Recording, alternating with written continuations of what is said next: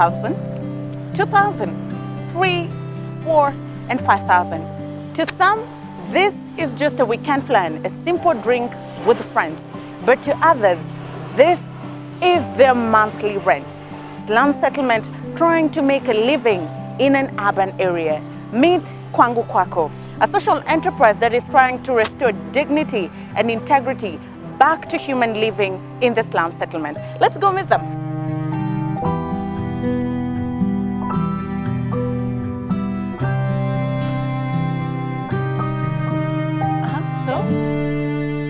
With a conversation around housing catering to the high-end market, why did Kwangu Kwako opt for Kenyans living in the slums? I used to work for a sanitation company in Mukuru, and they built precast concrete toilets.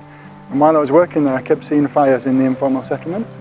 And one particular day, there was a fire behind the office, and there was about 200 houses burnt down, and right in the middle, there's 2 structures standing, and there's 2 precast concrete toilets. And I'm standing there thinking, why are the toilets better than the houses? And that evening, I met Winnie, and we had a chat about it, and we then started Kwangu Kwako, building precast concrete houses. That is why we call it Kwangu Kwako, your place, my place, where you can live, I can live, because the thing is dignity for us at a particular price point. Armed with an idea on how to provide affordable housing in the slums at hand, the two got into action. We then did some prototyping. There's a good friend of ours, Jonathan, who runs Develotech. He helped us by lending us his yard and helping us with some of the prototyping. And then we obviously made panels, and it's like, hey, this works. And then we made more panels, and then we built a house, prototype house out at Athi River. And then we invited some people from Mukuru, landlords and tenants, some people from Kingemi. And we got some great feedback from them, modified it slightly. Then we built our first show house in Kingemi in the middle of 2016. With a ready prototype and a positive market reception, the question that begs is, how can those in dire need of housing get affordable financing to afford them the houses? The return of investment takes longer. It takes about 12 years or 15. Even the people providing that finance from Abati take 11, 15 years, and they can't go to the bank.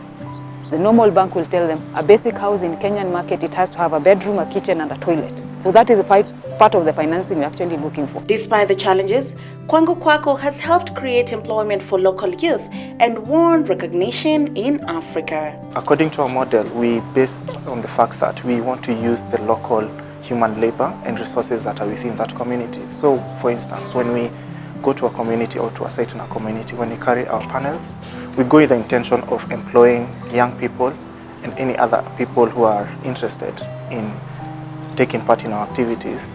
So at the same time, we capacity build them so that they're able to actually build the houses, and at the same time, they're able to market the construction itself because they know what it takes to do this construction. We have gone to UK Symposium, which was 2 weeks ago. That was really important because people actually talked about informal houses and improving houses, not just like thinking informal, not thinking improved homes or the ones that cost 1-point-something million. They were acknowledging that people actually live in smaller houses. And one of the things that we won in one of these symposiums or forums is a SunCap Award. This is for entrepreneurs that is usually done every year. For us, that was a good pat on the back. It wasn't monetary, but it was a good pat on the back that you're doing something.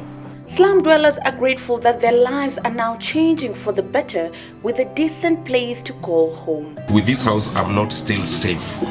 But with the Kwangu Kwako, that's 120% safe. After seeing the material that they've used, that material is amazing. It can't catch fire. My vision and dream is to see Kibera changing and growing up in a better way. Build houses like Kwangu Kwako that we cannot burn because the house is fireproof.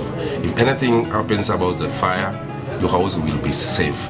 You'll be walking so slowly, comfortably, because nothing, and I mean nothing, will burn your house. Business is always founded on the basis of making profit at the end of the day. But sometimes that is not entirely the case. Now, what better way to do business than to make profit and at the end of the day, go to bed knowing that you've made somebody's life better by dignifying the place they live. For Metropole TV, I'm Ondiro Okanga.